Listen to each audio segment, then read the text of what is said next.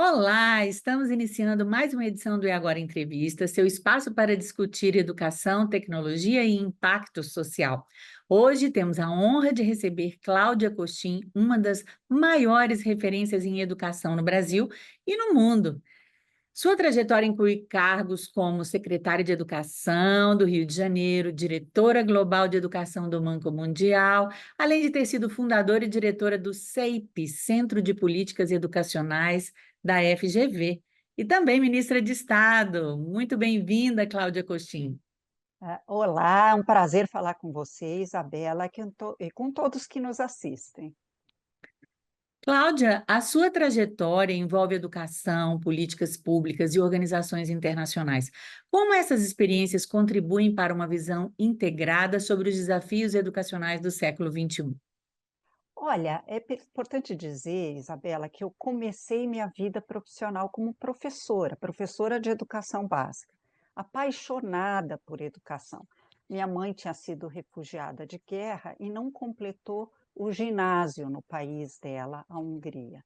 Então, eu tinha uma paixão, porque minha mãe sempre falava da importância da educação e do sofrimento que ela teve em não poder concluir seus estudos.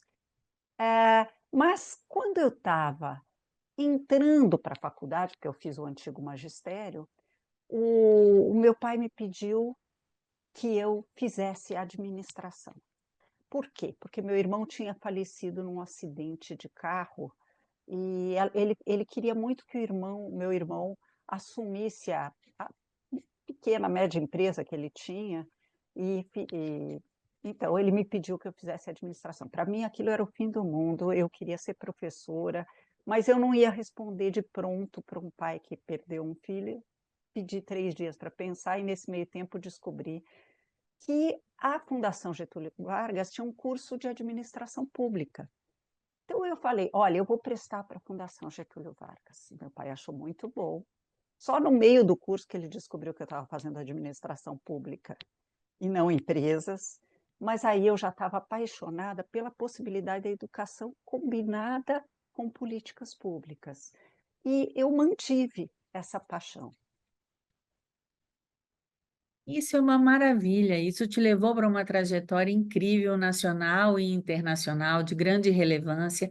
E o que eu gostaria de saber é como, né? E foi muito interessante o que você falou, porque de fato nós somos sempre moldados pela nossa família, pela nossa ancestralidade.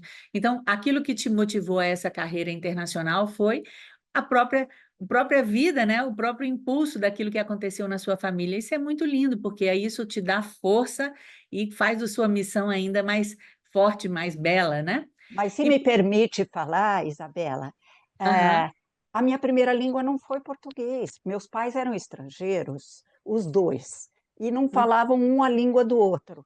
Então a língua de comunicação entre eles foi francês. Eu fui aprender português no jardim de infância.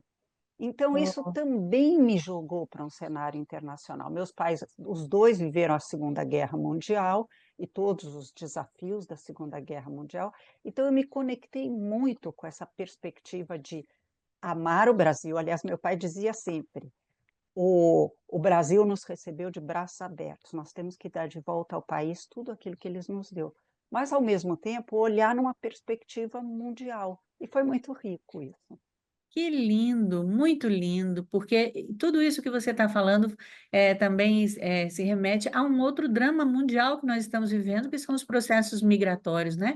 Como receber as pessoas que estão chegando, como podemos, né, dar valor ao país que nos acolhe, sem perder o contato com as nossas culturas de origem. Que lindo! Isso já ajuda Obrigada. muito para tudo que a gente vai ter que falar hoje aqui sobre inteligência artificial. E você foi diretora global de educação do Banco Mundial e trabalhou com políticas públicas de diversos países.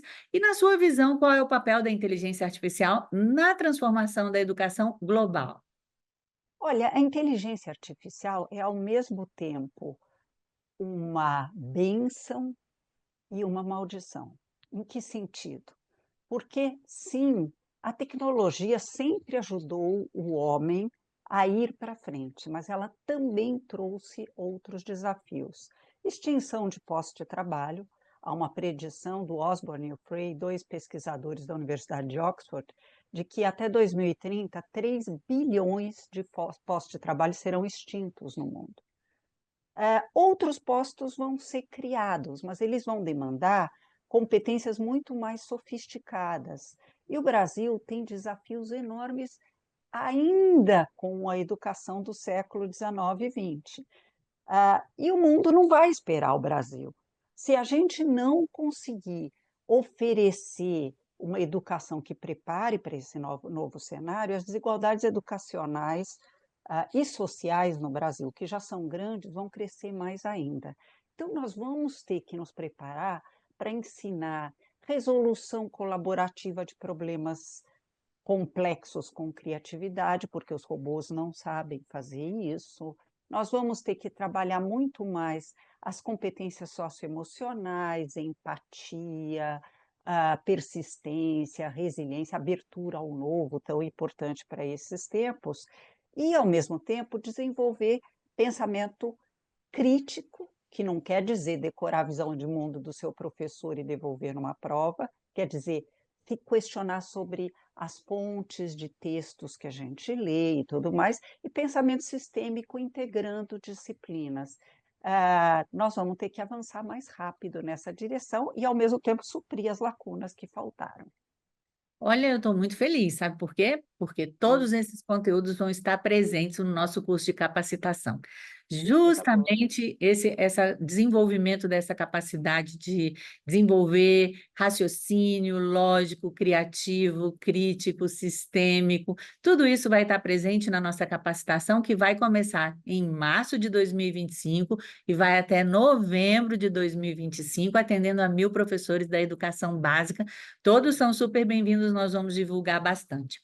Mas me diga uma coisa, como você acredita que a própria inteligência artificial pode ajudar a promover o fim dessas desigualdades ou melhorar essas desigualdades, tornar essa educação mais inclusiva?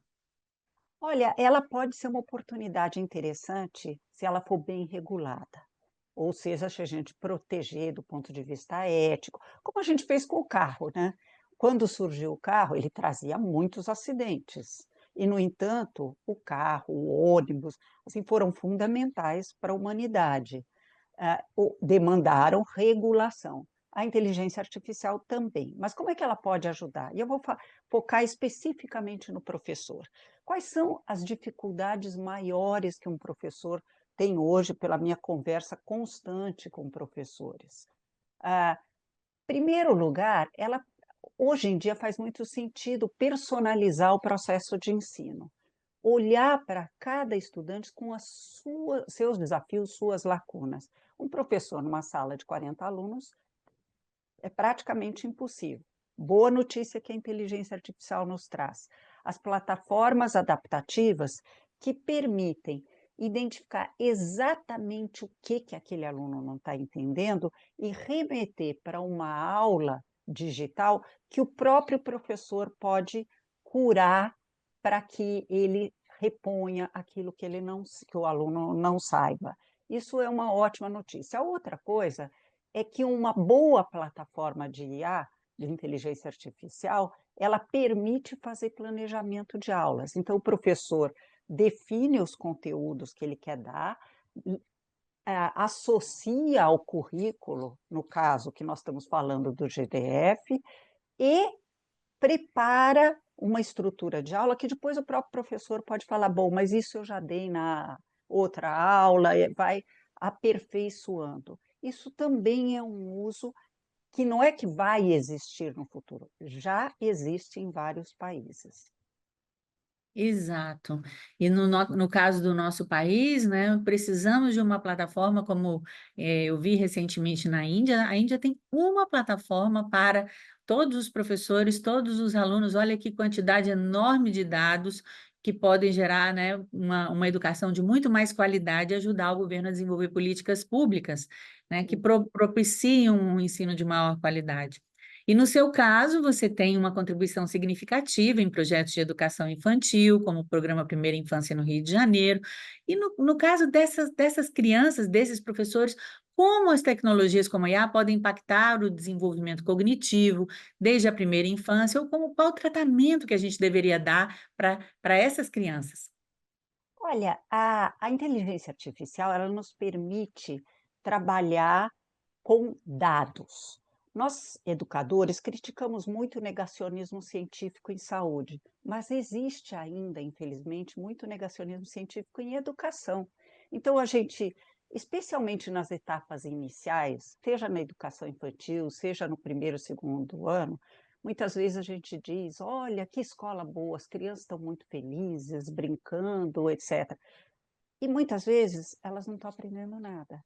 Então, nós precisamos sim das crianças muito felizes e precisamos sim do livre brincar, mas nós precisamos, especialmente na escola pública, nivelar as diferenças de origem socioeconômica no desempenho escolar futuro, que é o que o Heckman, o prêmio Nobel do ano 2000, falou, que a educação infantil é a etapa por excelência para fazer isso. Então, o que, que nós precisamos na educação infantil especificamente? Um planejamento de atividades ou aulas, entre aspas, que olhe para cenários diferentes, porque a criança pequena, ela é muito mais imprevisível, naturalmente, e nós não vamos escolarizar precocemente as crianças pequenas. Então, é organizar atividades alternativas para o caso das crianças não se engajarem naquele dia. Se chover, as atividades ao ar livre, eu tenho que prever um outro cenário. A inteligência artificial pode nos ajudar nisso. Preparar devolutivas para os pais. É muito importante que na educação infantil a escola se conecte cotidianamente com os pais dessas crianças. Então, uma mensagem para os pais do desenvolvimento de cada um vai ser necessária, é uma sobrecarga para o professor. E também na etapa de alfabetização, só para não deixar essa a pergunta incompleta. Hoje em dia, já há muita clareza do que funciona e o que não funciona em educação, o que é a base científica, o que não há. E muitas vezes a gente não atina para isso, fala assim, não, se dizia no passado, não, alfabetizar é inato, ser alfabetizado é inato no ser humano. Não é verdade, falar é inato no ser humano, ler e escrever ainda não é inato no ser humano, talvez na evolução futura a gente seja assim. Então, preparar aulas de alfabetização que olhem, por exemplo, para fazer como Magda Soares, uma grande educadora de educadores, preconizava, vamos ensinar consciência fonológica na pré-escola, brincando de forma lúdica. Inteligência artificial, quais são as melhores atividades lúdicas para ensinar alfabetização? Brincando. Depois, aluno de primeiro, segundo ano, como é que eu faço no caso do José que não está se alfabetizando? Propõe atividades adicionais, ele não está conseguindo aprender junto com os outros. Estou dando exemplos muito práticos que eu já testei. Então, dá para a gente usar e vale a pena. Sim, isso é muito importante para um país onde a gente está ainda carente de um letramento, né, em matemática, em português, digamos assim, o nosso letramento básico que a gente precisa para todas as outras disciplinas. E com certeza nós vamos desenvolver ferramentas que podem ajudar a alfabetização, tanto em matemática como em português, como em outras áreas, e também no pensamento computacional, né? E a BNCC Computação, especificamente, nos traz várias orientações como desenvolver isso desde a educação infantil. Mas a conversa está maravilhosa, Cláudia. Tenho certeza que a gente ainda tem muito para falar, mas nós já estamos chegando aqui ao final do nosso primeiro bloco. E eu vou convidar todos vocês que estão nos acompanhando aqui a seguir conosco para a segunda parte do nosso programa. O E Agora Entrevista vai fazer um rápido intervalo e nós já voltamos com Cláudia Costin falando um pouco mais sobre como a inteligência artificial pode transformar a educação.